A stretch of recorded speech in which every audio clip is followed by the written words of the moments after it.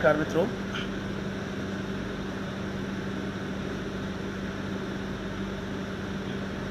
कहीं आपको यह अजीब तो नहीं लगता कि रोजाना शाम यह व्यक्ति आकर अपना राग अलापना शुरू कर देता है और बिना मतलब में हमें बोर करने लगता है। तो मित्रों, मूल बात यह है कि मैं जिन बातों पे चर्चा कर रहा हूँ वे वो बातें हैं जो मुझे वर्षों से सालती रही हैं।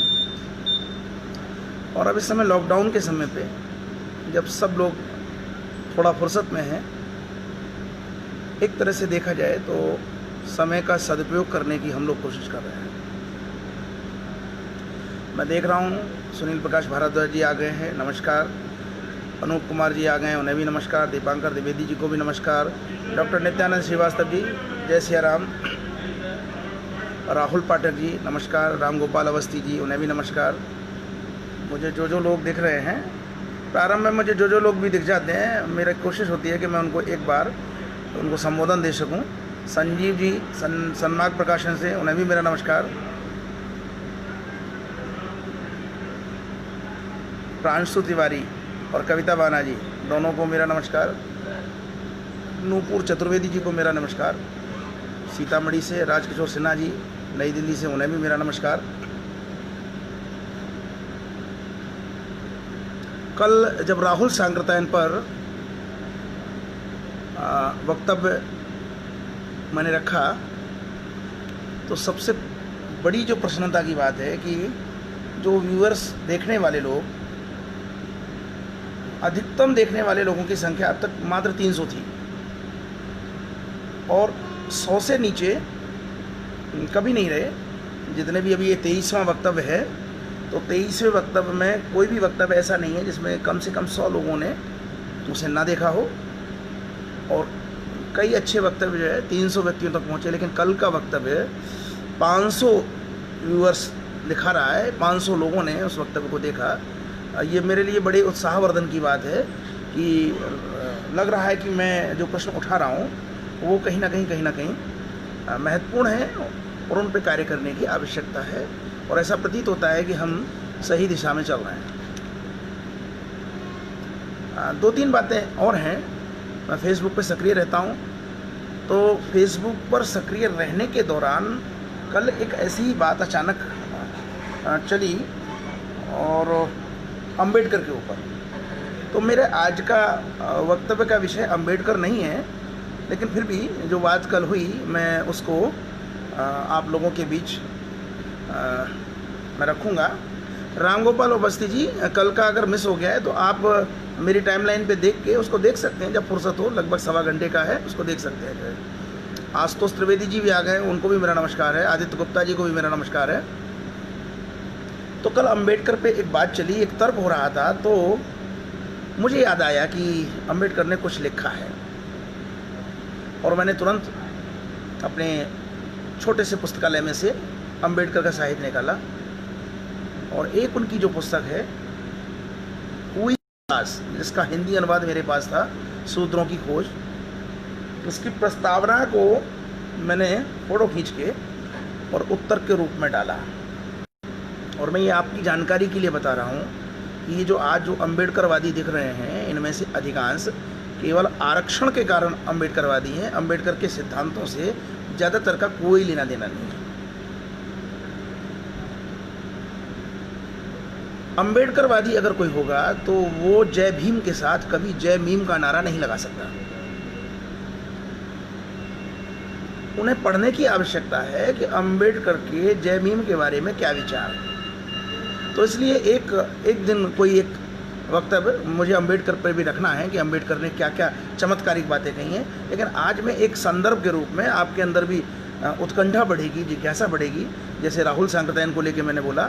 मैं एक प्रसंग आज आपको मैं बता रहा हूँ, और वो जो प्रसंग है वो इतना है कि अंबेडकर ने हुई सुधराज नामक पुस्तक की प्रस्तावना में लिखा है कि शूद्रों ने अपने शासनकाल के दौरान ब्राह्मणों पर अत्यधिक अत्याचार किए, जिस कारण ब्राह्मणों ने रुष्ट होकर उनका उपनयन संस्कार बंद कर दिया। और कालांतर में यह उपनयन संस्कार बंद होने के कारण वह चतुर्थ वर्ण के रूप में पृथक हो गए और ब्राह्मणों ने उनका एक प्रकार से परित्याग कर दिया। ये अम्बेडकर ने काफ़ी सोच के बाद ये बात लिखी है और पूरी पुस्तक में बहुत सुंदर दृष्टांत दिए हैं। हमारी भारत की सामाजिक एकता को समझने के लिए यह पुस्तक प्रत्येक राष्ट्रीय भावना से युक्त व्यक्ति को अवश्य पढ़नी चाहिए। अगर हम जातिगत दंभ को लेकर चलेंगे, जातीय भावना को लेकर चलेंगे, तो ये तय है कि सामाजिक समरसता नहीं आ सकती। सामाजिक समरसता के अभाव में सनातन संस्कृति को जो क्षति पहुंच रही है वो निश्चित रूप से बहुत दुखद है। और इसी कारण से मुझे बड़ी खिन्नता रहती है। बहुत सारे लोग बुद्ध को भी नहीं जानते।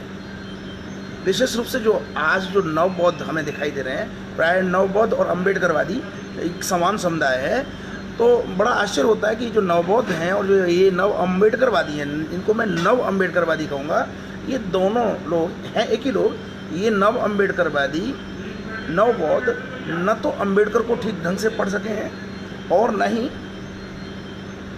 ही बुद्ध को। इन्हें एक बात बहुत अच्छी तरह से जान लेनी चाहिए कि अगर अम्बेडकर आज आप जिस विचारधारा को लेकर चल रहे हो, अगर उस विचारधारा के होते तो जोगेंद्र नाथ मंडल के साथ पाकिस्तान पहुंच गए होते। भ्रम छोड़ दीजिए। आप वास्तव में न तो बौद्ध हैं और आप न वास्तव में अम्बेडकरवादी हैं। मैं सही शब्दों में कहूँ तो आप केवल जोगेंद्र नाथ मंडलवादी हैं। आप उस रास्ते पे चल रहे हैं जिस रास्ते पर कभी जोगेंद्र नाथ मंडल चले थे।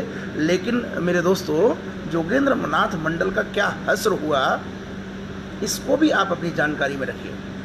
जोगेंद्र नाथ मंडल ने क्या किया, जोगेंद्र नाथ मंडल का क्या हश्र हुआ, उस पे भी आपको नज़र रखनी चाहिए। और एक सेशन में निश्चित रूप से आगे आने वाले 1-2 दिनों में जोगेंद्र नाथ मंडल पर भी रखने वाला हूँ। एक सेशन अम्बेडकर पे, एक सेशन जोगेंद्र नाथ मंडल पे। ये 2 सेशन मुझे रखने हैं और बहुत सारी जानकारियाँ आप लोगों के बीच में देनी है।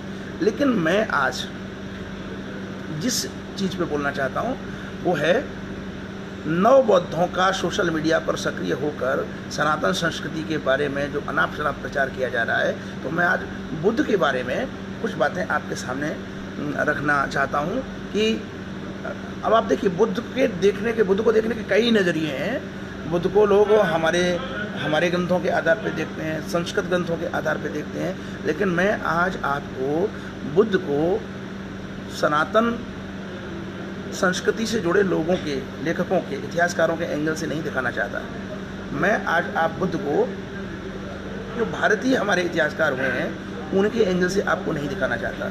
मैं बुद्ध को संस्कृत ग्रंथों के आधार पे आपको नहीं दिखाना चाहता। बुद्ध के बारे में जो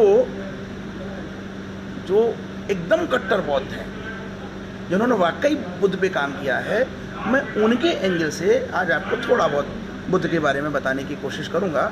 आज मेरा गला थोड़ा सा ख़राब है, तो मैं ये भी ध्यान रखूंगा कि कल की तरह 1.25 घंटे का ना हो जाए। अपनी बात को मैं 40, 45, 50 मिनट में समाप्त करने की कोशिश करूंगा।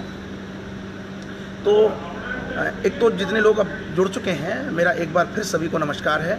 आप लोग रुचि ले रहे हैं, निश्चित रूप से आप मेरा उत्साहवर्धन कर रहे हैं और निश्चित रूप से सनातन संस्कृति और भारतीय राष्ट्र के उत्थान और उन्नयन के लिए जो हम योगदान, हमारा जो कर्तव्य बनता है, जो हमारा योगदान है, हम उसको करने के लिए सच बात यह है कि सहमत हो रहे हैं। और मैं आप जो भी विचार रखते हैं उन विचारों पर चिंतन करता हूं और कोशिश करता हूं आगे आने वाले वक्तव्यों में उन पे जो मेरा जितना जानकारी में है मैं उसको आपको बता सकूं। एक व्यक्ति ने मुझसे कहा, मेरे मित्र ने कहा कि आपको पुष्पेंद्र कुलश्रेष्ठ की तरह बोलना चाहिए। तो मेरा मानना ये है कि पुष्पेंद्र कुशवाहा जिस काम को कर रहे हैं वो बेहतर ढंग से कर रहे हैं, उन्हें वो काम करना चाहिए। लेकिन जो मैंने अपना जो विषय है वो पुष्पेंद्र कुशवाहा वाले विषय को नहीं लिया है। मेरा विषय जो पुष्पेंद्र कुशवाहा है इस्लामिक जिहाद पे बोल रहे हैं, और मैं उस पर इसलिए नहीं बोलना चाहता कि उस पर हमारे टीवी चैनल बहुत बोल रहे हैं और हमारे कई वक्ता बहुत बोल रहे हैं। जहां आवश्यकता पड़ेगी, जो तथ्य छूट रहे होंगे मैं बोलूँगा, लेकिन उस पर मुझे ज़्यादा जोर देने की आवश्यकता नहीं है। मैं केवल और केवल क्रिप्टो क्रिश्चियंस और नव बौद्धों पर अपना ध्यान केंद्रित रखना चाहता हूँ। हमारे आदिवासी हमारे भाई हैं, वो वापस आ सकते हैं। इसी तरह से हमारे जो वंचित समुदाय के लोग हैं वो भी हमारे भाई हैं, वो भी वापस आ सकते हैं। और इन दोनों समुदायों को हमें वापस अपने को जोड़ना है, अपने साथ जोड़ना है। इस प्रक्रिया के लिए हम क्या क्या कर सकते हैं, मेरा उद्देश्य इतना है। और मैं सबसे पहले ऐसे जो नवबौद्ध हैं, हमारे एसटी भाई तो फिर भी इतना कुप्रचार नहीं करते, लेकिन जो हमारे जो नवबौद्ध हैं, वो नवबौद्ध जिस तरह से आक्रामक हो रहे हैं, जय भीम और जय भीम के नारे लगा रहे हैं, कहीं ना कहीं नवबौद्धों के भ्रमों का निवारण करना बहुत अनिवार्य है।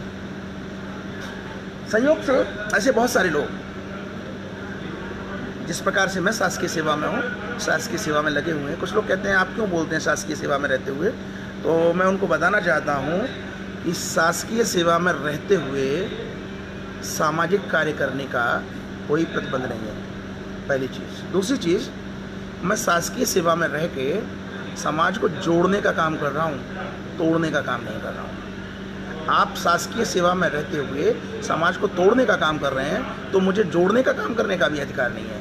और मज़े की बात है कि जब आप उन विषयों पे बोलो, समाज को तोड़ने की बात करो, तो आप अराजनीतिक हो, आप अपने अधिकार की लड़ाई लड़ रहे हो, आप अपने समुदाय के लिए संघर्ष कर रहे हो।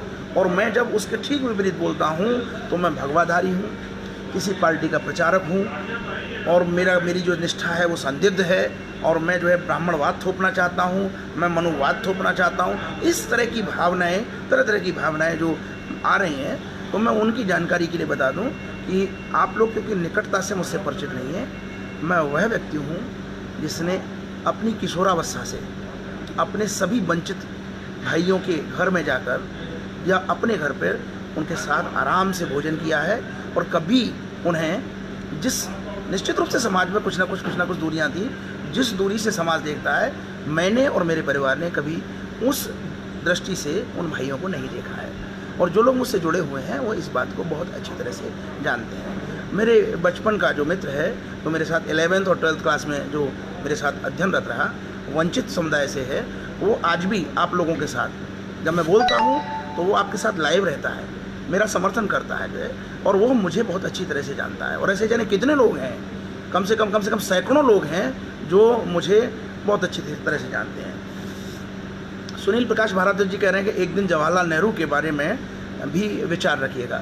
निश्चित रूप से मैं जवाहरलाल नेहरू के विषय में बोलूँगा, और मैं जवाहरलाल नेहरू के विषय में बोलूँगा तो उनकी डिस्कवरी ऑफ इंडिया, उस पुस्तक के विषय में बोलूँगा कि डिस्कवरी ऑफ इंडिया जो पुस्तक है, उसके माध्यम से नेहरू ने किस प्रकार से चीज़ों को उल्टा पलटा है।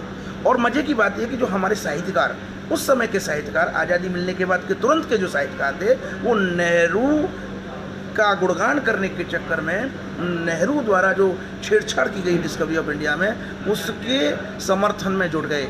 ऐसे ही समर्थन करने वाले लोगों में से एक नाम है, जैसे आप राहुल सांकृत्यायन के नाम पे चौंके, आज मैं आपकी जानकारी में एक नाम और दूंगा और उन पर भी मैं बोलूँगा। वो नाम है रामधारी सिंह दिनकर का, जिन्होंने संस्कृति के 4 अध्याय पुस्तक लिखी।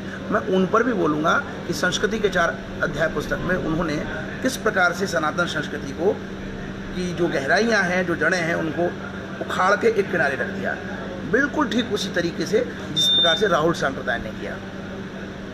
आज पता नहीं क्यों अचानक मेरे मन में विचार आया, और फेसबुक पे मैं छोटी छोटी लाइनें ज़्यादा डालता हूँ, 2 या 3 वाक्यों वाली, तो इस तरह से लगभग मैं हज़ारों वाक्य अब तक डाल चुका हूँ।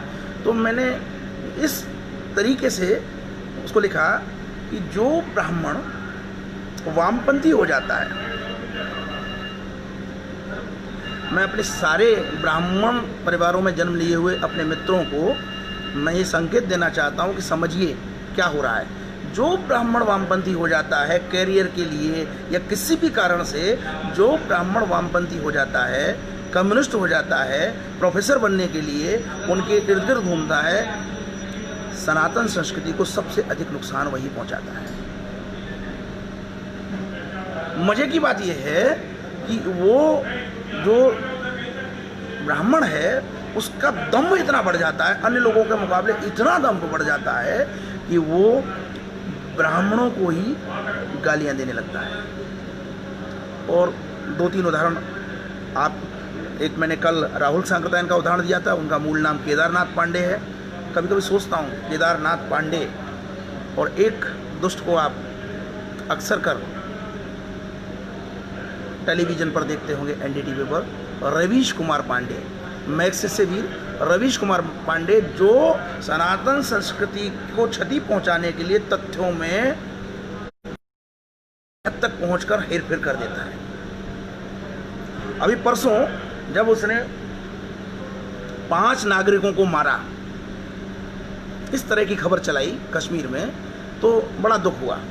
मुझे लगा कि ये जो हमारे ही बीच से जो लोग निकलते हैं, ये जो नए नए मुल्ला बनते हैं, ये कुछ प्याज ज़्यादा खाते हैं और ये ऐसा प्याज खाते हैं कि इन्हें कोई मतलब नहीं है, इनको उस इतिहास से कोई मतलब नहीं है जो 1947 में आज़ादी से पहले डायरेक्ट एक्शन के रूप में आया, जिस तरह से जोगेंद्रनाथ मंडल को धोखा देकर हिंदू बाहुल पाकिस्तान में सम्मिलित कर लिया गया।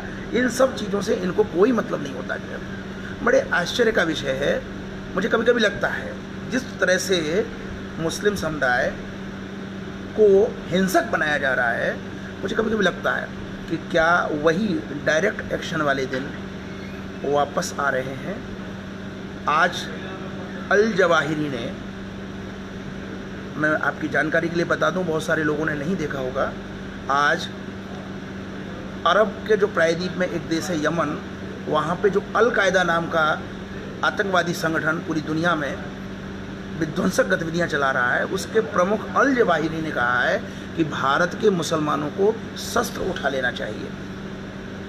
अब आप समझ सकते हैं कि भारत के मुसलमानों को शस्त्र उठा लेना चाहिए। अभी पाकिस्तान के साथ अगर युद्ध हो जाता है और अल जवाहिरी, मौलाना साद और ये तरह तरह के लोग जिस तरीके के संवाद दे रहे हैं, क्या स्थिति होगी। तो मित्रों, हमें बहुत तेज़ी से काम करना है, तेज़ी से एकजुट होना है सनातन संस्कृति की रक्षा के लिए, भारतीय राष्ट्र की रक्षा के लिए। आप इस मेरी भविष्यवाणी को तय मान लीजिए कि ये जो इस्लामिक जिहादी हैं, ये धीरे धीरे उसी पुराने डायरेक्ट एक्शन की तरफ जाने की कोशिश कर रहे हैं। इसको बहुत ईमानदारी से देखने की ज़रूरत है। डॉक्टर नित्यानंद श्रीवास्तव जी ने लिखा है कि कृष्णनाथ जी ने बौद्ध निबंधावली समाज एवं संस्कृति नामक पुस्तक में नव बौद्धों यानी अम्बेडकरवादियों पर कुछ निबंध लिखे हैं। निश्चित रूप से डॉक्टर साहब, इन सब चीज़ों को उजागर करने की आवश्यकता है, इन्हीं चीज़ों को काम करने की आवश्यकता है कि किस तरह से लोग भ्रम फैला रहे हैं। तो मैं आज अपने मूल विषय पे आता हूँ कि बुद्ध हमारी नज़र में नहीं, जो बौद्ध धर्म पे काम करने वाले अन्य लोग हैं उनकी नज़र में बुद्ध क्या है। तो मैं जो सबसे बड़ा बौद्ध धर्म पे पहला जो विश्व में सबसे बड़ा जो बौद्ध धर्म पे काम हुआ है, मैं अपनी बात वहाँ से शुरुआत करूँगा। ये एक पुस्तक है बौद्ध धर्म का इतिहास और साहित्य, और इस पुस्तक को लिखा है T.W. रीस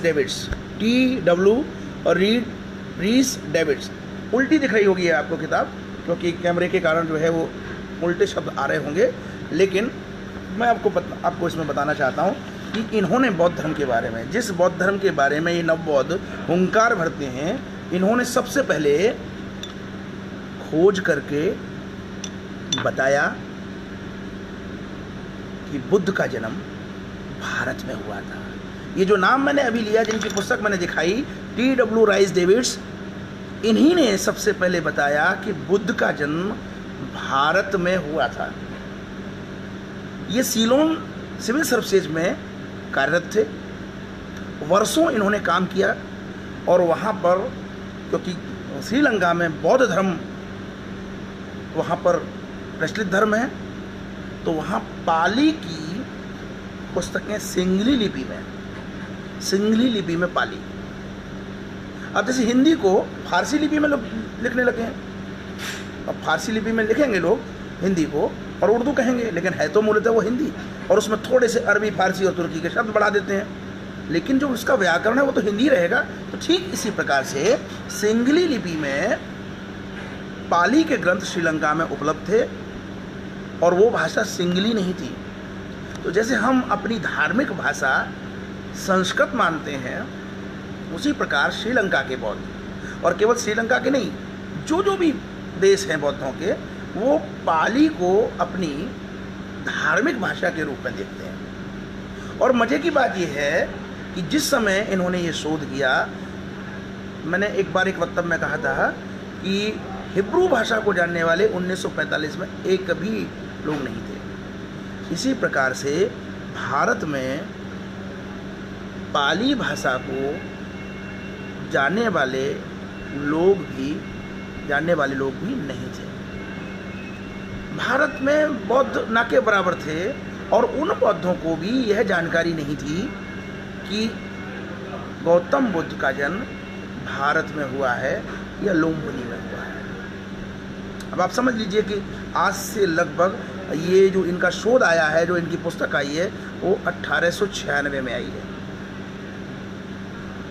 और ये जो शोध हुए हैं 1850 के आसपास हुए हैं। 1850 और 1857 की जो क्रांति है, ये उसी के समय पे ये सब शोध हुए हैं। इस तरह से देखा जाए तो इतिहास की दृष्टि से जो 1857 के आसपास का जो समय है, वो केवल स्वतंत्रता संग्राम की दृष्टि से महत्वपूर्ण समय नहीं है, अपितु देवनागरी के उत्थान की दृष्टि से भी महत्वपूर्ण समय है, और दूसरी तरफ पाली भाषा की जानकारी जो हमें मिली उसकी दृष्टि से भी बहुत महत्वपूर्ण समय है। और उसी के बाद भारत में विभिन्न बौद्ध विहारों का पुनर्विकास हुआ और बौद्ध धर्म की एक तरह से दोबारा शुरुआत हुई।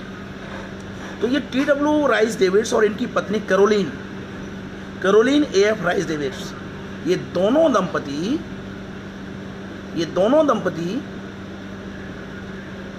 श्रीलंका में सिंगली लिपि में जो पाली पुस्तकें थीं उनके अध्ययन में जुटे, और अंततः अनेकों पुस्तकों का, उस समय जो श्रीलंका के सिविल सर्विसेज में जो लोग थे, उन्होंने अनेकों पाली भाषा की पुस्तकों का, बौद्ध धर्म से संबंधित पुस्तकों का अंग्रेजी में अनुवाद किया।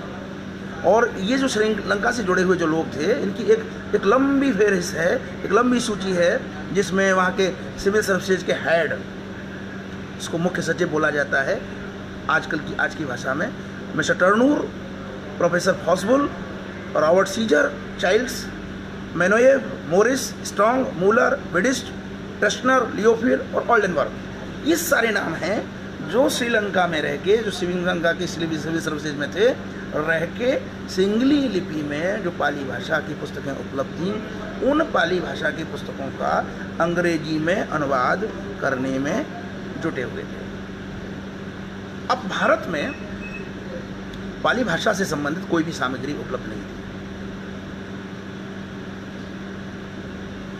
1750 में पहली बार पौद्रेटी फैंतलर ने अशोक के शिलालेखों को पहचानना शुरू किया। 1750 में अशोक के शिलालेख पहचाने गए, लेकिन अशोक के शिलालेखों पर जो भाषा थी वो पढ़ी नहीं जा पा रही थी। आखिरकार कलकत्ता की ईस्ट इंडिया कंपनी में कार्यरत जेम्स प्रिंसिप ने पहली बार श्रीलंकन जो सीलोन सिविल सर्विसेज थी, उसके सहयोग से अशोक के शिलालेखों को पढ़ने में सफलता प्राप्त की और बताया कि ये पाली भाषा के शिलालेख हैं। और तब पहली बार भारत को ये पता चला कि भारत में देवनागरी से पूर्व ब्राह्मी लिपि का उपयोग होता था। अशोक के शिलालेखों पे जो लिपि है वो ब्राह्मी लिपि है, और भारत में देवनागरी से पहले ब्राह्मी लिपि का उपयोग होता था। ये पहली बार 1837 में जाकर पता चला। तो 1837 से पाली भाषा का द्वार भारत के लिए खुला और उसके बाद पता चला लगभग 1882 के आसपास पता चला कि गौतम बुद्ध भारत में पैदा हुए थे। बहुत लोगों को जानकारी होगी, अगर जो शिकागो में विश्व धर्म सभा जो हुई थी, तो भारत के हमारे सनातन धर्म की ओर से जो स्वामी विवेकानंद ने उसमें सहभागिता की थी, उस समय उस विश्व धर्म सभा में श्रीलंका से बौद्ध प्रतिनिधि भी उपस्थित थे। ये उन्होंने जिक्र किया है। यानी कि उस समय तक सनातन संस्कृति को बहुत ज़्यादा इज्जत की नज़रों से नहीं देखा जा रहा था। और इस मायने में बहुत सारा काम, जब देवनागरी का प्रचार प्रसार हुआ है, बहुत सारा काम जब होना शुरू हुआ है, देवनागरी को हिंदी में लाया गया है, तब जाकर भारत में सही मायनों में सामाजिक, राजनीतिक और आर्थिक विकास संभव हुए हैं। हमारे भारत के विकास में इसलिए मैं कह रहा हूँ कि ठीक है, बॉम्बे प्रेसिडेंसी, मद्रास प्रेसिडेंसी और बंगाल प्रेसिडेंसी अपनी अपनी भाषाओं के माध्यम से काम कर रही थी, लेकिन जो भारत का सबसे बड़ा भूभाग था, वो जो हिंदी क्षेत्र का जो भूभाग था, जो कृषि क्षेत्र था मूल रूप से, जिसके बिना अर्थव्यवस्था संचालित होना बड़ा मुश्किल था, उस भूभाग में सामाजिक आर्थिक विकास रुके हुए थे। और ये विकास देवनागरी के विकास के साथ जुड़े हुए हैं, अगर हम बहुत ध्यान से पूरे इतिहास की समीक्षा करें तो जो मैं बात कह रहा था कि ये जो प्रोफेसर, बाद में जो प्रोफेसर बने आपके डेविड्स महोदय, इनको 1882 में लंदन विश्वविद्यालय में प्रोफेसर बना दिया गया पाली और बौद्ध विषय का। और इन्होंने 1896 में इस पुस्तक को, जो मैंने आपको दिखाई है, 1896 में इस पुस्तक को प्रकाशित कराया है। और इस पुस्तक में बुद्ध के विषय में जो जानकारियाँ हैं मैं थोड़ी सी आपको बताऊंगा। एक पैराग्राफ मैं पढ़ रहा हूँ, उस पैराग्राफ से आपको बहुत कुछ समझ में आ जाएगा। ये लोग जो कहते हैं कि साहब यहाँ पे तो जो है ब्राह्मणों ने बाहर से आके ये सब किया, लेकिन जो मूल रूप से जो तथ्य हैं उनमें से आप जो बुद्ध के जो उस समय की, बुद्ध के समय की जो स्थिति है, उसका जो वर्णन मिस्टर रीड्स ने किया है, मैं उसका एक पैराग्राफ आपको सुना रहा हूँ। समूची गंगा की घाटी में उस समय जो अद्भुत सहिष्णुता व्याप्त, समूची गंगा की घाटी में उस समय जो अद्भुत सहिष्णुता व्याप्त थी। अब मैं सहिष्णुता शब्द पे आऊँगा। एक जगह स्वामी विवेकानंद ने लिखा है, कभी मैं स्वामी विवेकानंद पे भी बोलने की कोशिश करूँगा। एक जगह स्वामी विवेकानंद ने लिखा है कि क्यों आर्य आर्य का रुदन मचाए हुए हो, कितने आर्य आए होंगे, क्या क्या संसाधन लेकर आए होंगे, कितने आर्य आए होंगे, क्या क्या संसाधन लेकर आर्य आए होंगे, अगर आए भी होंगे तो घोड़ों पर बैठ के आए होंगे। इतनी सारी, इतनी बड़ी जनसंख्या को उन्होंने अपने नियंत्रण में ले लिया, ये बात समझ में नहीं आती। सारे लोग अगर उन पे, मैं उन्हीं की भाषा को बोल रहा हूँ, सारे लोग अगर उन पे पिल पड़ते तो उन आर्यों का चूरमा निकाल देते।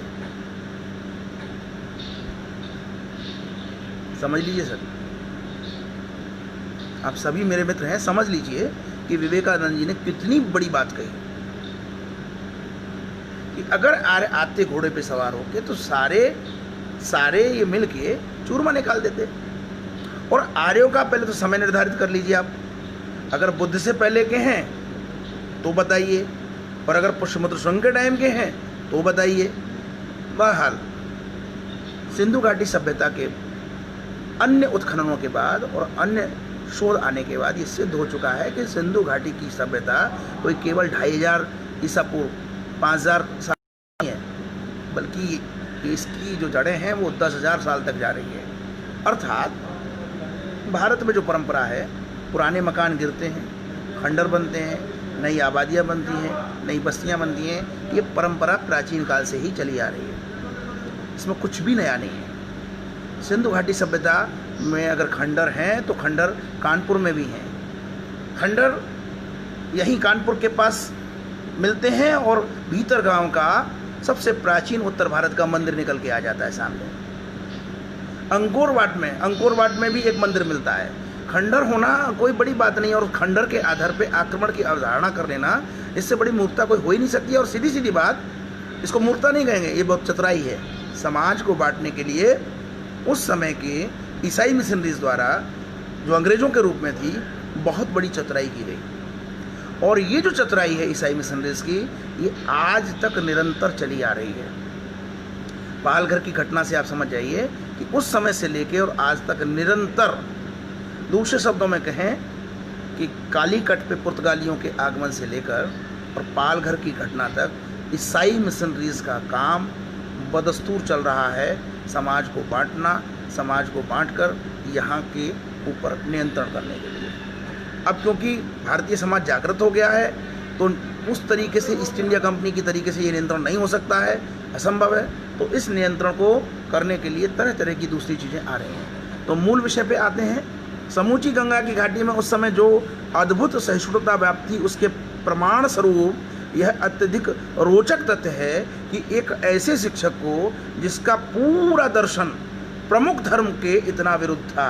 ये मैं नहीं लिख रहा हूँ, ये मैं नहीं बोल रहा हूँ, ये शब्द अनुवाद हैं सिलोन सिविल सर्विसेज के एक अधिकारी T.W. राइस डेविड्स के, जो उन्होंने 1896 में शोध करने के उपरांत लिखा है। भाई जाहिर सी बात है, बुद्ध से पहले कोई ना कोई जनता के बीच में धर्म था।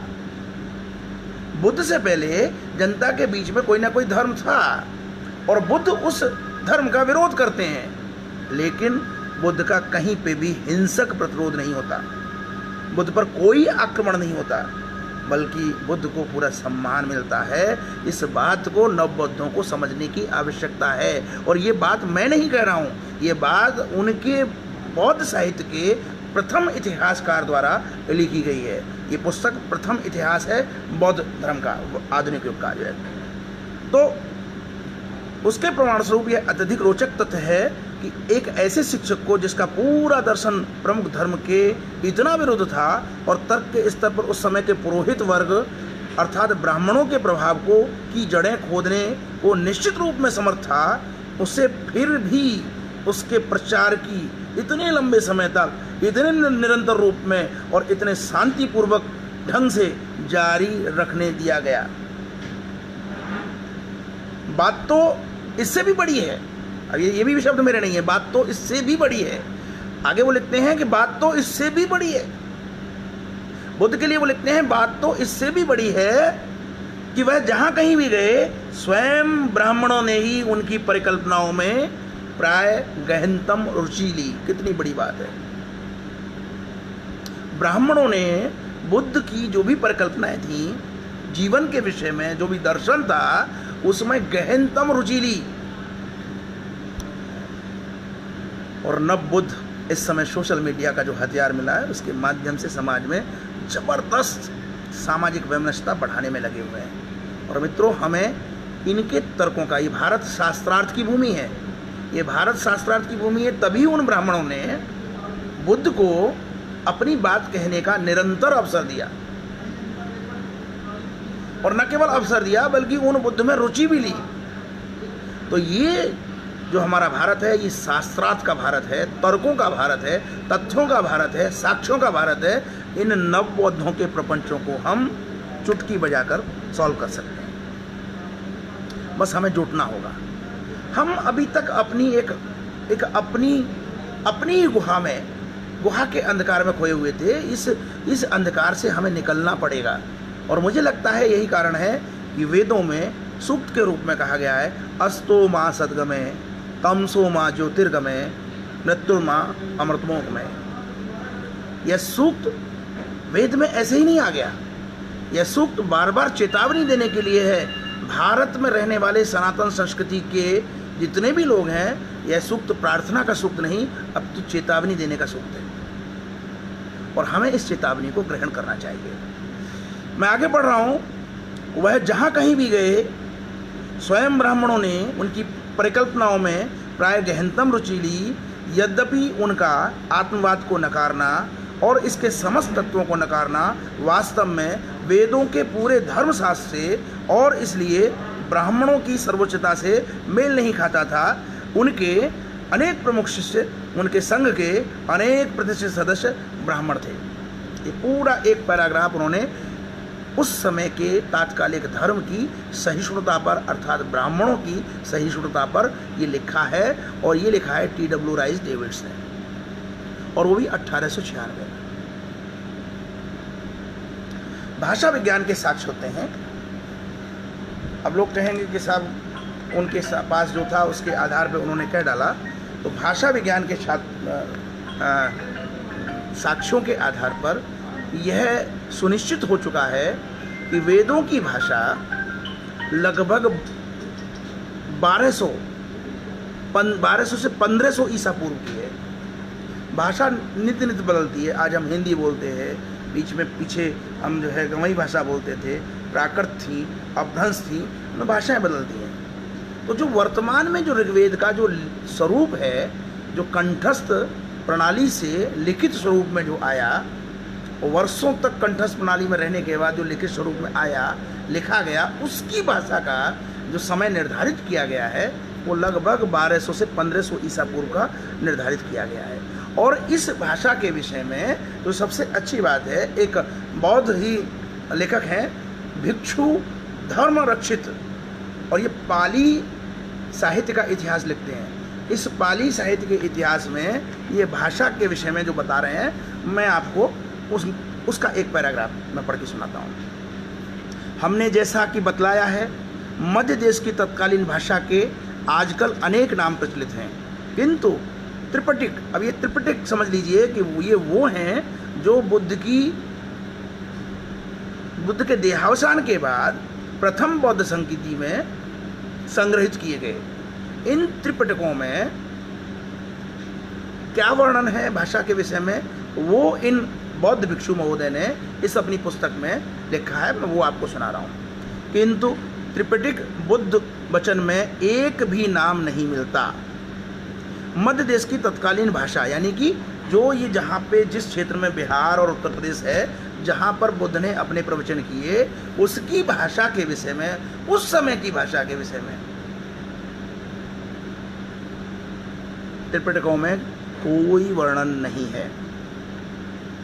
वस्तुतः आदिकाल से मैं उस भाषा के लिए पाली, मागधी, तंती आदि नाम प्रयुक्त न थे। यानी कि उस समय का जितना भी प्राचीनतम साहित्य है उसमें मागधी, पाली, तंती आदि कोई भी नाम नहीं मिलता, कोई भी नाम नहीं मिलता। न मागधी का नाम मिलता है, न पाली का नाम मिलता है, न तंती का नाम मिलता है। अब कहाँ से नाम मिलना शुरू हुआ? अट्ट कथा ग्रंथों के अनुसार वह भाषा सकाय निरुक्ति थी। यानी कि त्रिपिटकों के बाद जो अट्ट कथा ग्रंथ आए उनमें इस भाषा का जिक्र है, और वो भी सकाय निरुक्ति के रूप में। सकाय निरुक्ति का मतलब है अपनी भाषा, अपनी बोली। तो बुद्ध की जो सबसे बड़ी जो खास बात थी वो ये थी कि उन्होंने उस समय की तात्कालिक भाषा में, तात्कालिक बोली में अपने उपदेश जारी रखे, और ये उपदेश वेदों में अंतर्निहित तत्वों से बहुत ज़्यादा अंतर नहीं रखते। अभी तक क्या था कि वेद, सच बात यह कि धार्मिक विषय की चीज़ थे, और स्वयं सनातन संस्कृति के लोग भी वेदों का पर्याप्त अध्ययन नहीं करते थे, वेद घरों में नहीं मिलता था। इस कारण से वेद के विषय में हम कोई भी तर्क और तथ्य देने में असफल थे। और जो हमारे सनातन संस्कृति के जो वेद ज्ञानी थे, वो इस उन अर्थों को तात्कालिक परिवेश के अनुकूल इतना जटिल बना लेते थे कि उस जटिलता के कारण आम आदमी वेदों से दूर था। और जो ये दूसरा पक्ष है, जिसे हम नवबौद्ध कह सकते हैं, उन तथ्यों का दुरुपयोग कर सनातन संस्कृति को क्षति पहुंचाने का कार्य करता था। तो मुझे लगता है आवश्यकता इस बात पे भी है कि हम अब वेदों में जो वर्णित विषय हैं उन पर आज के परिवेश के हिसाब से वैज्ञानिक ढंग से उनका अवलोकन करते हुए उन पर चर्चा भी करें। वेदों को अब छिपाने की चीज़ नहीं है, वेदों को लोगों तक पहुंचाने की आवश्यकता है। तो वेदों की जो भाषा है उन ग्रंथों में छांदस है, संस्कृत नहीं है। अष्ट कथा ग्रंथों में और बौद्ध ग्रंथों में जो वेदों की भाषा है या उस समय की जो भाषा है, मंत्रों की जो उस समय की भाषा है, वो उसका नाम संस्कृत नहीं है, उसका नाम है छांदस। छांदस इसलिए कि वेदों के सूक्त छंद के रूप में थे और वो गाकर कंठस्थ किए जाते थे, और जब वो गाकर कंठस्थ किए जाते थे तो जाहिर सी बात है वो छंद, छांदस, भाई छंद सुनाओ। तो एक तो हो गई सकाय निरुक्ति यानी कि आम आदमी की भाषा, और दूसरी हो गई गाने वाली छांदस भाषा। दो प्रकार की भाषाएं बुद्ध काल में थी। अब जो वेद थे वो गाकर कंठस्थ कर लोगों के बीच में जाते थे। इसी प्रकार से त्रिपिटकों को भी संचयन हुआ, लेकिन त्रिपिटकों की जो भाषा थी वो सकाय निरुक्ति की भाषा थी, आम आदमी की भाषा थी। तो यही जो सकाय निरुक्ति है बाद में मागध क्षेत्र में उपयोग होने के कारण मागधी कहलाई, यानी कि पाली भी बाद में नाम आता है, पहले उसको मागधी कहा गया। यद्यपि मागधी राजभाषा बन चुकी थी। अब देखिए बहुत महत्वपूर्ण बात है, और ये मैं नहीं कह रहा हूँ, ये मेरा कोई सनातनी ब्राह्मण नहीं कह रहा है, ये मैं बौद्ध भिक्षु की जो पुस्तकें हैं, बौद्धों से संबंधित जो पुस्तकें हैं, मैं केवल उनके अंश आपको पढ़ के सुना रहा हूँ। यद्यपि मागधी राजभाषा बन चुकी थी, फिर भी अम्बट, पोखरसात, शोणदंड, कूटदंत, लोहिच, जोनिशोणु, तोद्य, शुभ, चंकी, तारुख, वाशिष्ठ, भारद्वाज, सेल आदि ब्राह्मण अद्रिय। अब ये कि कोई पाली भाषा में लिखा हुआ है, तो पाली भाषा का मैं जो हमारी संस्कृत जो समानांतर नाम में बोलता चलूँगा, अद्रिय का मतलब ऐत्रेय, ऐत्रेय ब्राह्मण आपने सुना होगा। तित्रीय यानी कि तैत्तिरीय, छांदोक यानी कि छांदोग्य, और वारिज्य यानी कि बृहदारण्य। यानी इन भाषाओं में जो ये हमारे जो ग्रंथ थे उनमें तब भी छांदस भाषा का, मागधी के प्रचलन के बाद, मागधी को राजभाषा मान लेने के बाद भी जो उस समय जो ब्राह्मण थे उनकी जो धार्मिक भाषा थी वो छांदस ही बनी रही, और यही छांदस कालांतर में संस्कृत के रूप में विकसित हुई। यानी हम सीधे सीधे कह सकते हैं भाषा का जो सूत्र निकल के जो आता है, जिसको समझा जा सकता है, मैं बाद में नित्यानंद जी से बात करूंगा इस विषय पे, जो है कि एक भाषा गाने वाली हो गई गेय, जैसे अभी हाल तक ब्रजभाषा, और ब्रजभाषा में कविता होती थी और उधर गद्य की भाषा थी, दो अलग अलग भाषाएं थी। तो इसी तरह से एक भाषा छंद की भाषा हो गई, और छंद की भाषा वो तत्कालीन पुराने टाइम पे जाहिर सी बात है कि वो संश्लिष्ट होगी। जब हम गाते हैं तो जो गायन होता है वो संश्लिष्ट होता है, और जब हम बोलते हैं तो ठहर ठहर के बोलते हैं। ये दो अंतर हैं, और यही भाषा के विकास में ये दोनों अंतर जो है काम करते हैं, भाषाओं का विकास करते हैं। और जो हमारी जितने भी संपर्क होते हैं उन संपर्कों के आधार पे और लाघव के आधार पे भाषा अपना रूप बदलती है। तो जो भाषा बुद्ध के समय में थी वो निश्चित रूप से हम एक झटके में पाली पाली पाली पाली कह देते हैं। पाली तो ये बाद में विकसित हुआ स्वरूप है।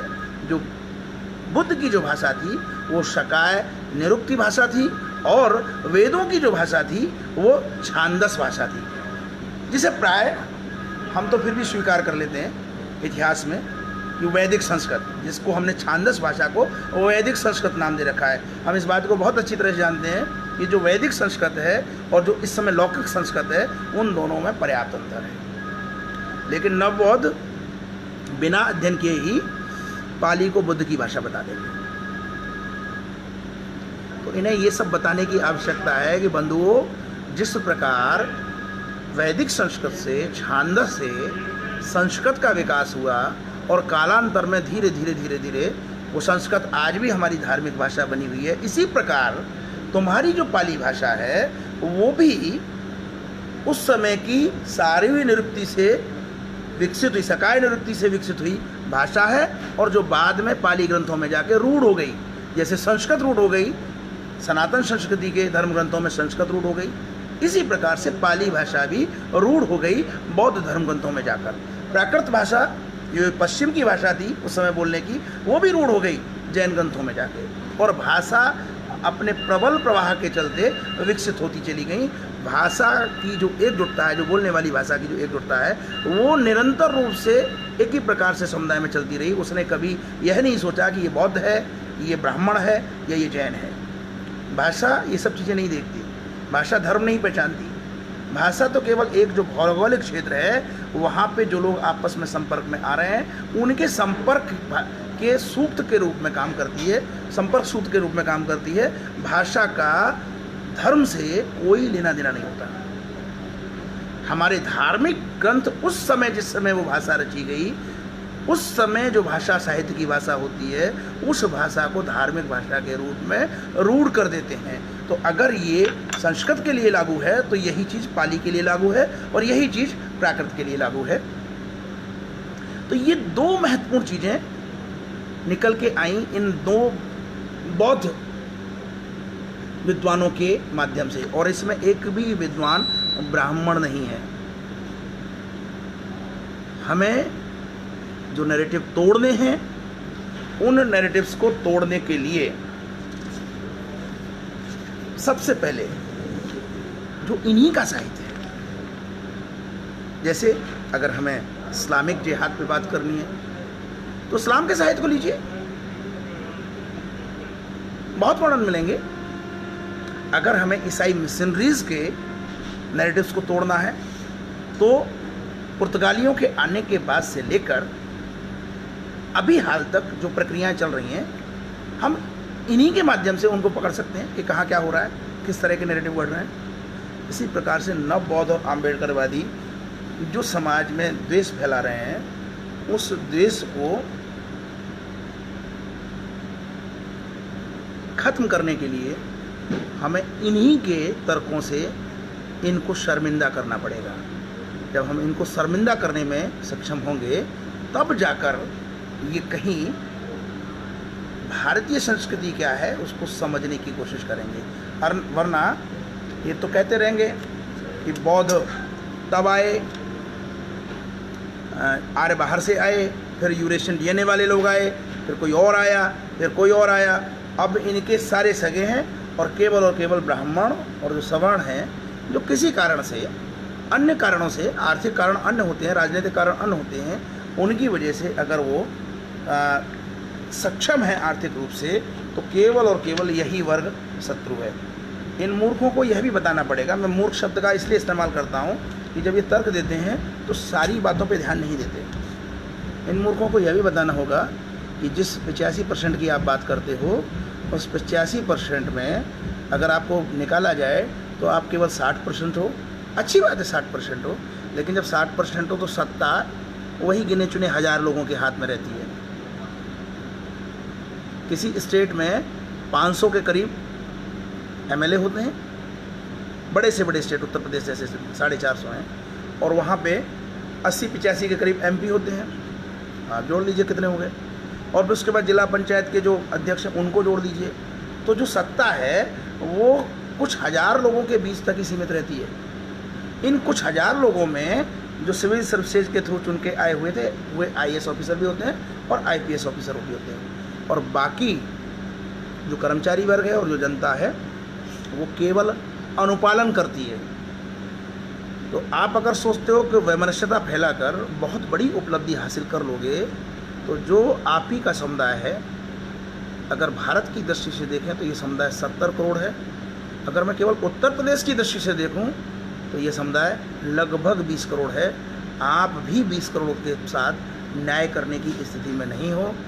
तो मित्रों, मेरा कहना यही है कि इनके नैरेटिव्स को तोड़ने के लिए हमें जुटना पड़ेगा, हमें जुटना चाहिए, और संगठन बना के इन सारे तथ्यों को साक्ष्यों के साथ, प्रमाण के साथ जन जन तक पहुंचाने के लिए एक तंत्र विकसित करना होगा। अगर हम इस काम को करने में सफल हो गए तो भारतीय राष्ट्र का बहुत कल्याण होगा, और हमारा सही मायनों में जीवन धन्य होगा, हम अपने कर्तव्यों को पूरी तरह से पालन कर पाएंगे। इन्हीं शब्दों के साथ मैं आज अपनी बात यहीं समाप्त करता हूँ। मेरी किसी भी बात से अगर आपको ठेस लगती हो तो आप मुझे लिखिए, आपके मन में कोई प्रश्न हो तो वो भी लिखिए। आपका जो उत्साह है, आपका जो स्नेह है, आपका जो मेरे प्रति जो है माधुर्य भाव है, यह माधुर्य भाव ही मुझे कुछ और आगे करने के लिए प्रेरित करेगा। आप निश्चिंत रहें, मुझे कोई नेता नहीं बनना है, मुझे किसी पद की लालसा नहीं है, मुझे केवल और केवल पूरा जीवन अपनी संस्कृति के उत्थान के लिए काम करने का मेरे मन में भाव है। आप लोग भी मेरे साथ आइए। जय हिंद, जय भारत, नमस्कार।